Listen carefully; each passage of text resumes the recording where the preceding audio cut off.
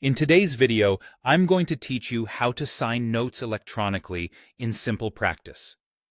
Before we begin, the goal here is to finalize your clinical documentation in a way that's professional, compliant, and easy to reference later.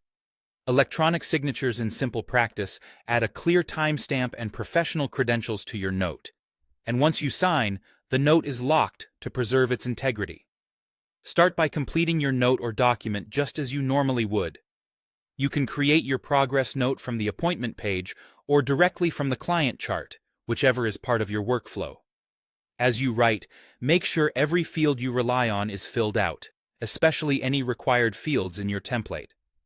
Those required fields help ensure your note is complete and consistent, so take a moment to scan for missed sections, incomplete dropdowns, or placeholders you meant to update. If you use templates with checkboxes or structured measures, confirm they reflect the actual session. A quick read-through now can prevent having to add clarifications later.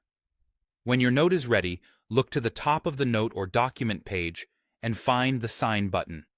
Clicking Sign will open a sign and lock window. This is your review stage.